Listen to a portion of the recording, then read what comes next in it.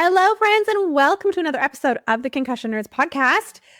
Oh my goodness, it is almost the end of July. I don't know where the summer has gone, but we are over here gearing up for some really exciting things this fall. And I also realized I feel like we're on like episode 80 or 90 something of the podcast. And if you're new here, I thought we deserved an updated who the heck am I? But more importantly, why am I here? What is the mission behind this brand? What is the reason the podcast came into existence? What are we here to do? And to put it bluntly, as a clinician, I'm not here to treat symptoms. I'm here to change lives. And I'll share more about my story. Again, you've shared it many times, but after I have both that firsthand experience of a family member going through this journey, and I still practice as well and work with clinicians and hear their stories and hold space for their stories constantly. And I work in healthcare. And I see time and time again the scenarios that don't go the way we want them to go. And so I've done many different things, right? I have a clinic that doesn't operate in the traditional model of the healthcare space. Yes, we do take insurance for those in British Columbia, but we've created models and ways of treatment that create change faster, right? My approach is rooted in clinical excellence and deep human connection, right? When I work with clinicians, when I work with clients, I don't just teach you what is wrong. We work with the why, the how, and the heart behind how treatment becomes effective. And the result of that is life-changing moments for those that come work with us at Symphony Brain Performance. People who have been stuck or plateaued for years, getting to participate and find joy and love and grow in their lives again. For clinicians working with this space, I watch them shift. I watch them shift in their confidence. I watch them shift in their ability to truly use an integrative lens to care. I am not here to teach you how to treat a symptom. I am here to help you reshape your identity as a clinician. I am here to help you reshape, and I am here to reshape the culture. And I am here to set a new standard for what concussion rehabilitation looks like in this space. I'm one of those people that if you ask me what I do for a living, I have the gift of being able to say what I do for my job is also my heart, my passion, and my fire. That if I could do this for free, I would. And that's why there are elements of what I do that are absolutely free. I was listening to an artist in the musical world this week. And if you follow my Instagram, you're going to know exactly what I'm talking about here. But he said in the music industry how being able to go to concerts and listen to bands had become a privilege because of how expensive these festivals were. And he said that wasn't okay. And so he did something about it. He started his own festival. And it got me thinking about our space, the concussion space, and the journey that some of our clients go through as they're trying to navigate this and heal, and the journey that some of our clinicians go through when they're trying to upgrade their skill level. And it feels like you're doing the same fucking course over and over and over again. Totally get it. And there was this little piece, and I don't really know yet how this is going to fully manifest in my world. I really don't. But what I do know is that your access to quality education, information should not be a privilege. And that's why we have the podcast, so that anybody can listen to the guests we have, to the information we share to help you on your journey and in your practice. That's also why we have Concussion Mini School. For those that don't know, Concussion Mini School is our free platform for individuals on a healing journey that's filled with hundreds of hours at this point of content and education. so that people can ask the questions.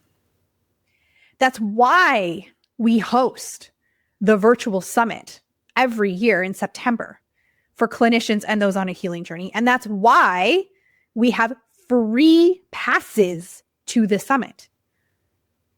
I am not here to gatekeep quality education. I believe in collaboration. I believe in this knowledge that I want to share with you because it can change lives. That's why this exists. That's why this podcast exists. And you know, when you go back to like why, it's one of those things that this found me when I was, I thought I was going to be a doctor, not a physiotherapist to begin with. So that was like journey one that went to hell in a handbasket for multitudes of reasons. We don't need to go into that story today.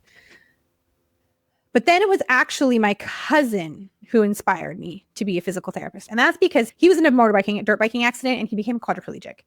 And he talked about the people who were the most impactful in his life, who were the physical therapists and the occupational therapists on his journey. And so then that got me into the physical therapy space. And I started shadowing a bunch of clinics.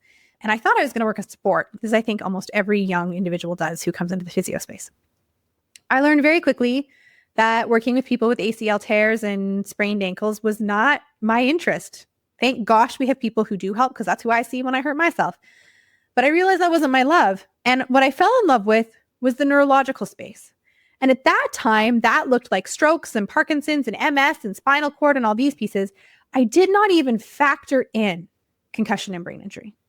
And then, you know what, guys, at this point in my career, actually, the thought of being an entrepreneur was a no-go for me. I never thought that day would happen. That's not how I was raised, right? I was raised to have a good job, to get a pension, to have stability. That's how I was raised. So the thought of opening my own clinic, never, ever did I think that was going to happen. And then we moved to the island. And it was a choice of work in a hospital system that I did not feel good about, right? You know, sometimes when I went for an interview and I walked out of that interview and I was just like, nope.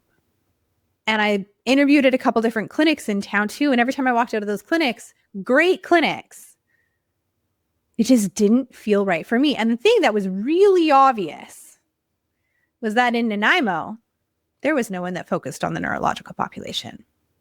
And I started Symphony, which was crazy at the time. But then what happened is I had an occupational therapist in town refer someone who'd been on a concussion journey to me. And it's like it kind of lit up and re-sparked something in my past. So what I had shared with before, and I'm very transparent, I've never had a concussion. I've had like maybe an acute one that resolved within 2 weeks. Okay. I personally, and I'm always very open and transparent about this with clients and on this podcast, I personally have not lived with PCS or persistent concussion symptoms. It was my dad who experienced the injury.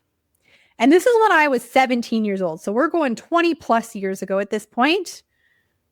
20 plus years ago, when you didn't treat brain injury and concussion.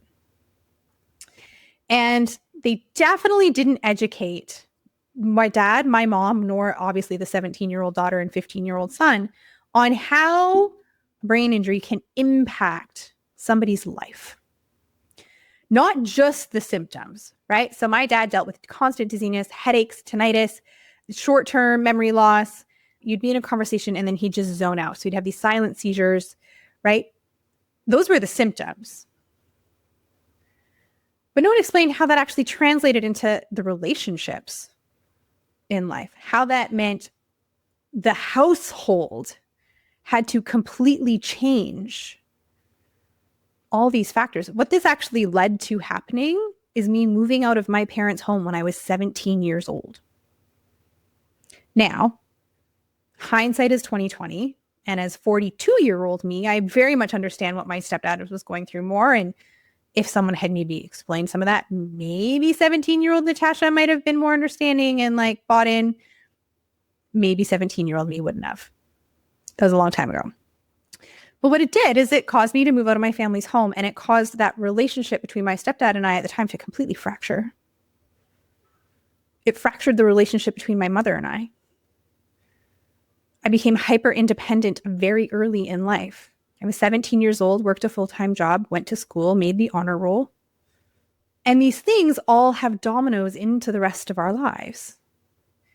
The beautiful part of where I am very lucky is that my family and I were able to rekindle our relationship. And I treasure that and think it is such a gift, because so often families that I see and that I talk to do not get that opportunity. They just don't. And so after living this experience and then starting to see clients come into my clinic 20 plus years later sharing the same experience, I knew something wasn't working. Too many clients were being told that they were fine when they didn't feel fine. Too many clinicians are being left unsure of how to help them. They're taking weekend courses and being told that like, this is it, because so many of the courses, although they're all great courses, there's a lot of overlap between all of them. And so from an education perspective for clinicians, I decided to create Concussion Nerds. And really it's because it's a mentorship program and a global movement. It's not just education. It's helping clinicians learn the systems, the tools, and the mindset to deliver truly transformative care. Because I don't just talk about integrative rehab, I live it, I demonstrate it, I teach it. And as every year passes and I keep learning, it just gets poured into all the nerds itself. Right? This program, I created it because of what I'm seeing in the space. It's a deep dive mentorship program that rewires how you see concussion and how you show up in your career. Everything that I do, I know when someone listens to me and they ask about what I do, I need to learn a 1-sentence summary to how to summarize what I do. And if I were to do a 1-sentence summary, I'd probably say, and I'm totally rambling this episode, but that's okay. I would probably say, and I always do, I'm starting a movement. I have been for a while now, but I'm starting a movement, and we are redefining and setting a new standard of what concussion care looks like. And we're doing that from the inside out. We're doing that with one nerd at a time, one client at a time. Because then that person talks to the next person and that person talks to the next person. And we slowly get to change the story. We get to change the narrative. We get to change what happens.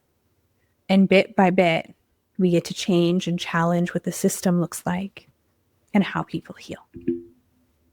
If you're new here, welcome.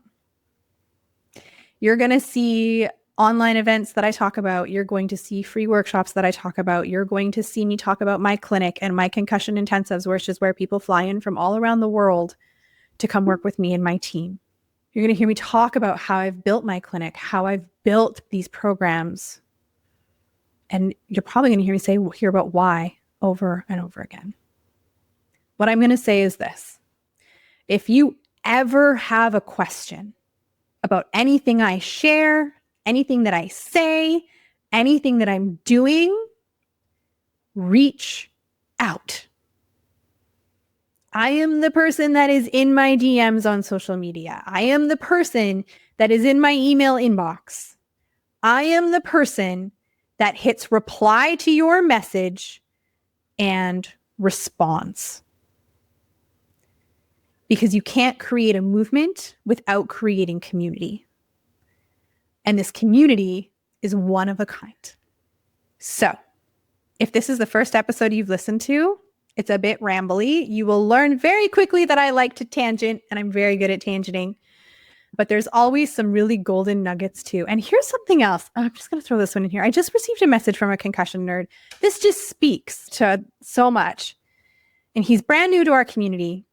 And he sent me a message and he's like, oh my gosh, Natasha, I didn't even realize we could do anything about this presentation. And I'm just like, I'm so excited about recognizing how much I'm going to learn from being here. Sometimes we don't know what we don't know. Many times we don't know when we don't know. And whether you're someone on this healing journey or you're a clinician, you just have that almost instinctual feeling of like, there's a piece missing.